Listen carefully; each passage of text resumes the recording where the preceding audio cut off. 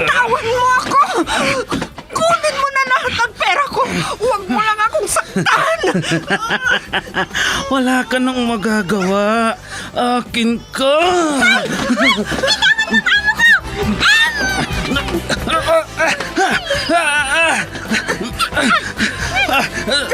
Sino kang pumulupot sa likod ko? Bumaba ka dyan.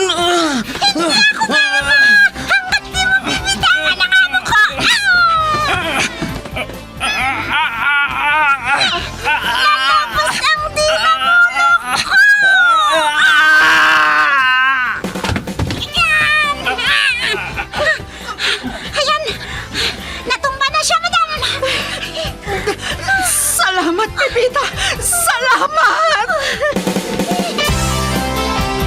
Super Pipita, ang balikbayan na OFW, survivor mula Iraq, palaban sa hirap at nakahandang magsakripisyo sa ikabubuti ng karamihan, kabilang sa mga naturingang bagong bayani ng bansa. Super Pipita, isang dula na kung saan inyong mapapakinggan ang iba't ibang pakikipagsapalaran ng isang OFW. Super Pipita, mula sa Lovelet Artist and Talent Center Drama Productions, handog sa inyo ng #1 and most trusted radio network in the country, Bombo Radio Philippines.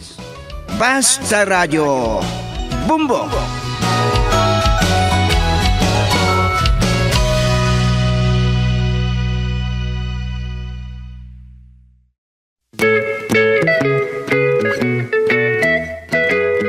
Mula sa Lovelet Artist and Talent Center Drama Productions, ihandog sa inyo ng #1 and most trusted radio network in the country, Bombo Radio Philippines, ang huling bahagi ng isang linggong kwento natin na pinamagatang Laban Kung Laban! Dito sa ating dula, Super Pipita.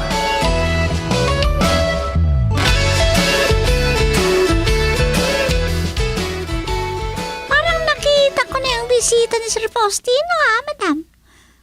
Di po ba siya nagkakapunan? Hindi ko lang alam dahil nag-iinuman pa sila ni Faustino. Si Tomas yun, empleyado ng kumpanya. Gusto kong magmasid ka sa kanila. Baka pag nalasing sila, hindi na nila mapigilan ang sasabihin nila. Madam? Pipita, kumuha ka nga ng pulutan.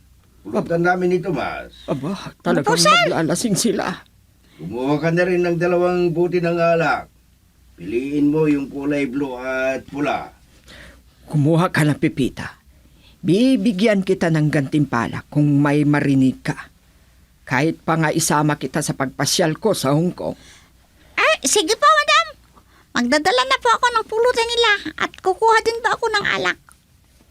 Ay, talaga at ang plano ng mga itong maglasing. Yung Tomas kasi na yan. Kumuha ka na ng alak at pulutan. Lapitan mo nga sila.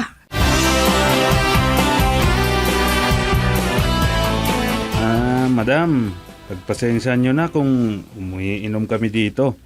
Mas maganda dito kami na uminom kaysa sa labas. Kaysa ayayin ko sa ibang lugar si Sir. Di mas maganda na lang dito. Sana kung nandito si Marivic. Ano yung pinagsasabi mo, Tomas? Huwag mong idamay ang inaanak ko sa kalukuhan mo. Ambisyosa pa yung kamag-anak ni Faustino, Tomas. Ayaw ka pa niyan, Tomas? Biro ko lang yun, madam. Malapit nyo na palang maubos ang isang bote ng alak. Nagpakuha ka pa, Faustino, ng isang bote. Pampasarap ng kain, madam. Makakakain pa ba kayo niyan kung nabusog na kayo ng alak at pulutan? Maghapunan mo sana kayo. Hindi na kami makakainom, madam, kung nakakain na kami ng kanin. Kung gutom na kayo ni Pipita, kumain na lang kayo. Huwag nyo kaming intindihin dito ni Tomas.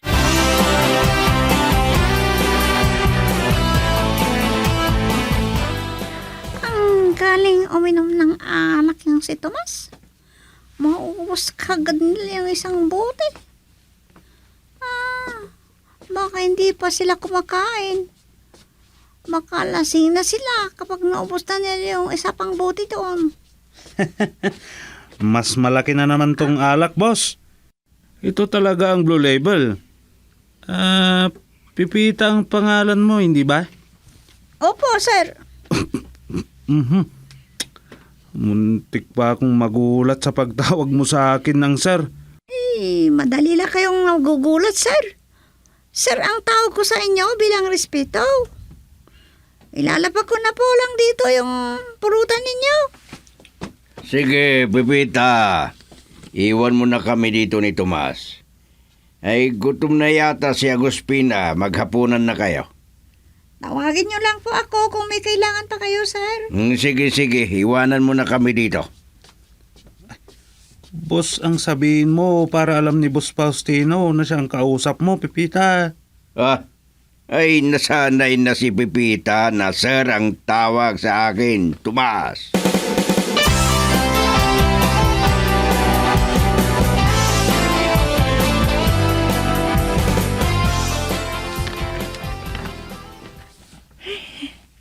Kanina pa ako nakatingin sa cellphone ko. Wala man nang tumatawag o mag-aya sa akin. Kahit mag-usap lang sana kami. Kung bakit naman kasi hindi ko napag-isipang pumunta sa bahay ni na Tito Faustino. Pero, sino naman ang matinong makakausap ko doon? Si Tita Agustina. Si Luz lang naman ang alam niya. At nag-aaway sila ni Tito. Kaya kami tuloy na mga empleyado ang nadadali.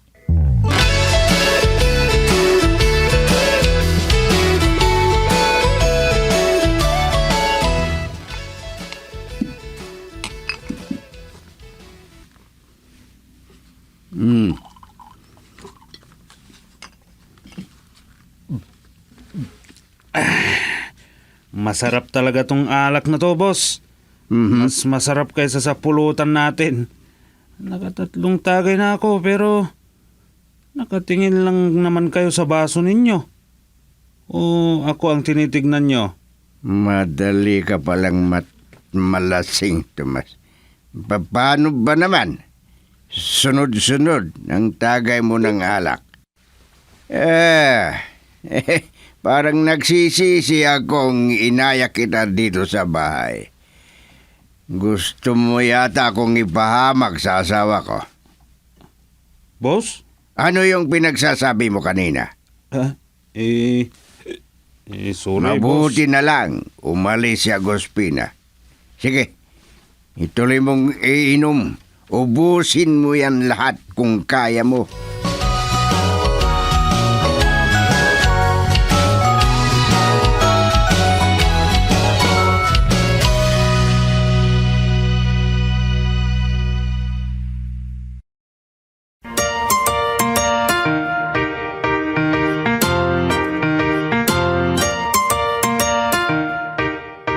Busog na ako, Pipita. Sige, kumain ka lang. Huwag kang mahiya. Opo, madam. Papasok na ako sa kwarto. Magsisipilyo at maghihilamos lang ako. Bukas ng umaga na lang ako maliligo. Kumain ka lang ha, at tagalan mong kumain at maghugas ng plato para may dahilan kang nandito hanggang umalis si Tomas. Opo, madam. Oh, parang mangungutang ka sa itsura mong yan. Ha? Kung may sikreto kang maririnig mula sa dalawang yon na nag-iinuman, isumbong mo sa akin.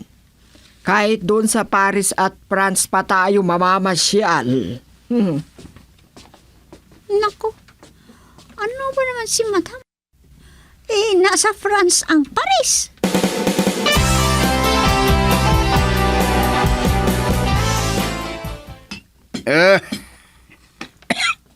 Ikaw pala yung sinasabi nilang hanggang salita lang, Tomas. Magaling kang uminom sa unang buti ng alak na binuksan ko. Kala ko ba gusto mo tong Blue Label na alak? Boss, Ah, ang lalaki kasi, boss. Tumigil na din kayong uminom. Busog pa ako sa pulutan. kung gano'n ayaw mo na. Sabihin mo lang kung kakain ka ng kanin para magpakuha ako kay Pipita. Nakakaya naman, boss, kung istorbuhin pa natin si Pipita.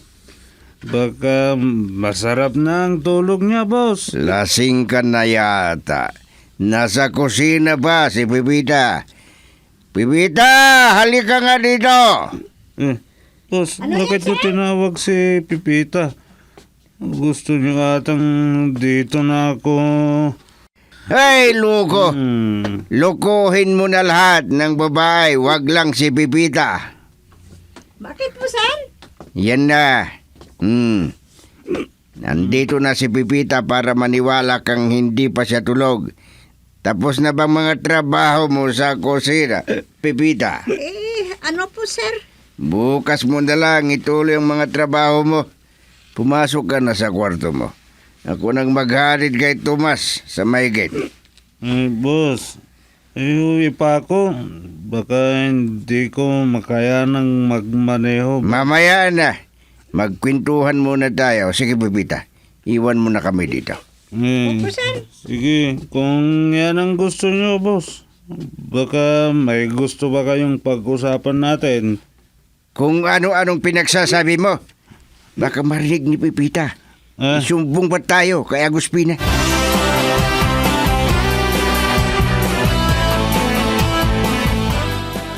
Pinilit kaya ako ni Sir Faustino na pumasok sa kwarto para hindi ko marinig ang pag-uusapan nila. Parang nakahalata si Sir na tinatagalan ko ang pagtrabaho sa kusina. Paniguradong magtatanong sa akin si Madam Aguspina bukas. Si Kamoto. Gabing-gabi na tumatawag pa rin. Pasadong alas 8 na naman. Hello? Ay, Pipita. Magandang gabi. Kumusta ang araw mo? Siyempre, trabaho pa rin Kamoto. Ikayo, Nicolas. Ay, ito, trabaho rin. Maagang pumupunta sa hardin o sa garden kahit malamig sa umaga. Mas lalo kang lalamigin kung makapal ang damit mo. Tama yung sinabi mo, Pipita. Sa bagay, may mainit naman na kape. Naku, inaantok ka na yata. Umihikap ka na eh. Oo nga, Kamoto.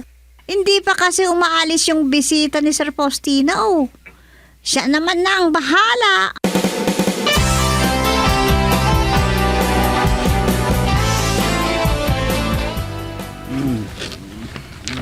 Hindi nata maganda ito. 3 beses nata akong napadaan dito. Nawawala nata ako. Pero ano naman yun? Wala naman ako sa bundok. Lasing lang ata ako. Parang nahihilo pa ako. Igilid ko muna ang sasakyan ko. Baka may bangga ko pa. Maninig, kariliw muna ako.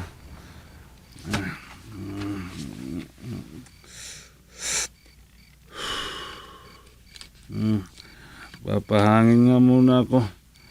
Tawagan ko si Maribik. Kapag nakatulog na, gigisingin ko ang loka. Yan. Nagre-ring na ang cellphone niya.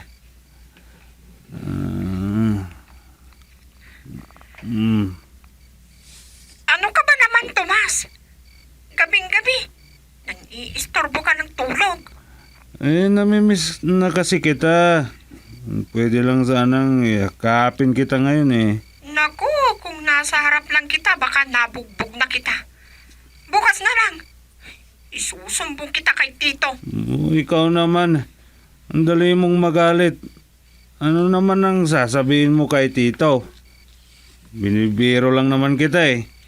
Biruin mo na ang lasing, wag lang ang bagong gising. Bakit ka ba nakikitito kay Tito Faustino?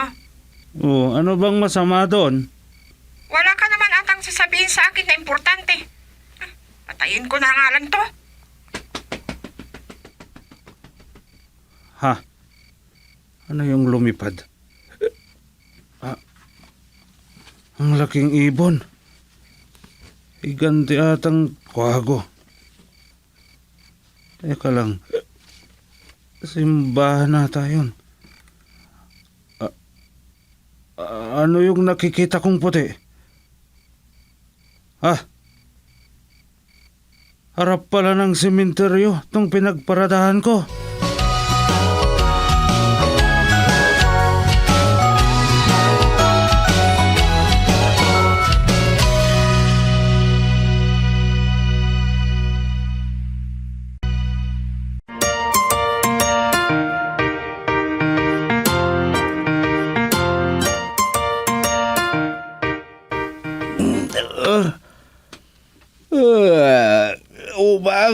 Umagang sakit ng ulo ko.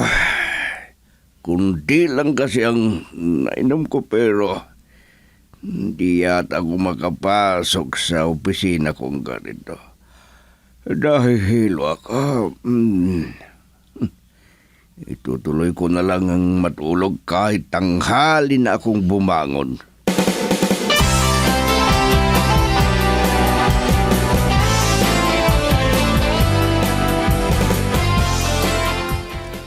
Inagahan kong gumising para matanong kita, Pipita. Nabwisit ako sa Faustinan na yun. Ang likot matulog. Muntik pa akong mahulog. Wala akong may balita sa'yo ngayon, madam. Hindi mo naman kasi ata sinunod ang mga sinabi ko. Ano po, madam? Tinanggalan ko magtrabaho sa kusina pero nakahalata si sir. Tinawag niya ako, saka sinabing matulog na. Sinunod mo naman.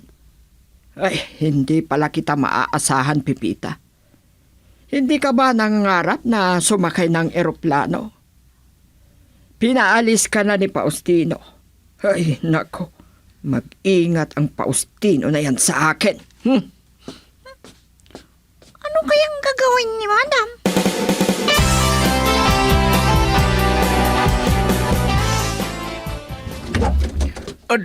Nako, ano ka ba naman?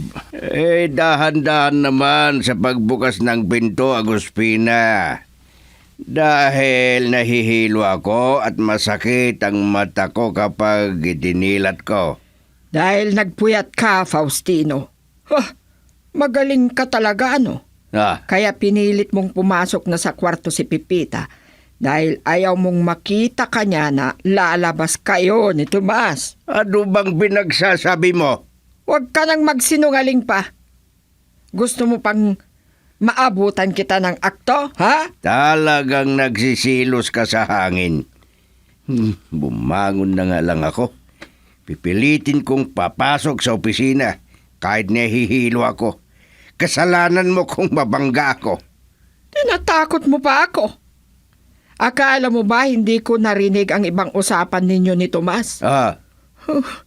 Maaktuhan lang kita. Kung sinabi ko sa yung laban kong laban ay talagang gera talaga.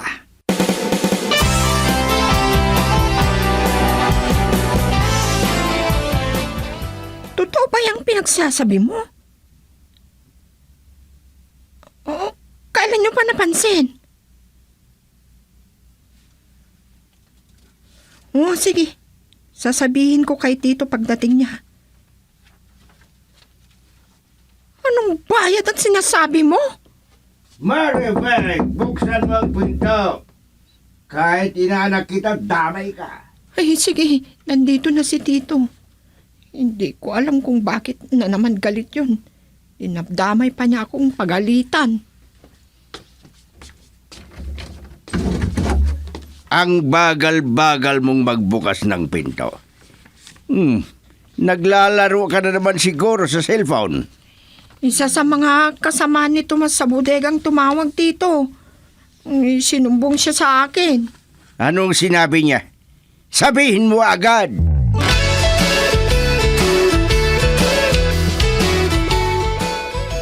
Wala ka talagang silbi. Hindi ka nag-iingat. Parang hindi ka lalaki. Matagal na nating ginagawa, nininervyos ka pa. Ha? Kapapatay ko lang. Ito matawag na naman. Si Madam Aguspina. Hello, Madam. Huwag mong hintayin na magalit ako sa iyo, Tomas. Sabihin mo sa akin ang totoo. Saan kayo nagpunta ni Faustino kagabi? Ha? Ay, ano, Madam? Magkano ba ang gusto mong bayad? Nakahanda akong magbayad kahit magkano. Ito na ang pagkakataon ko. Bahala na dyan kung anong mangyari.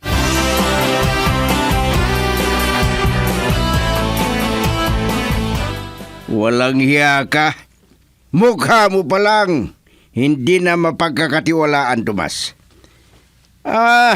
Alam mo na ngang nalaman ko ang anomalya na ginagawa ng kasama mo sa bodega. Dinagdagan mo pa ng kasalanan mo. Boss. May kasunduan pala kayo sa asawa ko at kahit hindi totoo ay sinabi mo dahil sa pagkasilaw mo sa pira. Oops! Matanda ka na talaga, boss. Ikaw nang papatayin ko. Huwag mo saktan siya! Ha? Saktan si Sir! Pipita! Isa ka ding pakialamero. Aray ko. Pepita, huwag mong baliin ang kamay ko.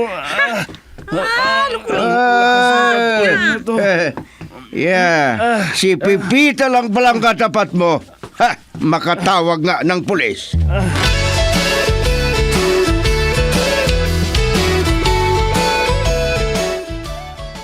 Dahil lang sa paghinalam mo sa akin ng wala, Aguspina, muntik na akong mapahamak.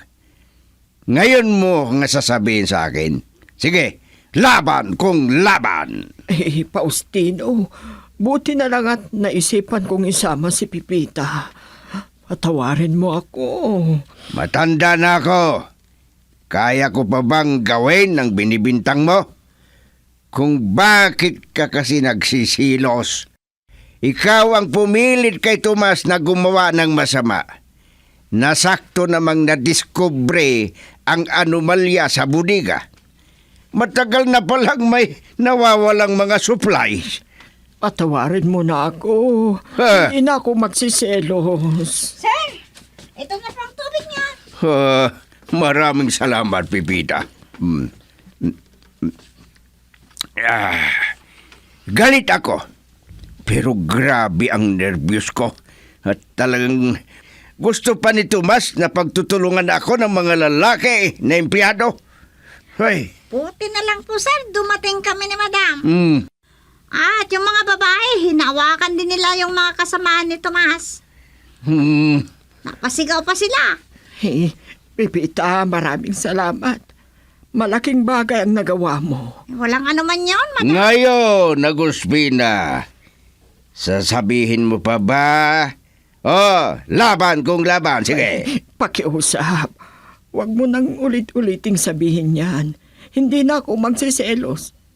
Ihinto na rin akong magpaayos dahil talagang mataba na ako. Maraming salamat dahil hindi ka na nagsisilos. Talaga namang matanda ka na eh. Ikaw naman, Faustino. Si Sir talaga, nagbibiro pa.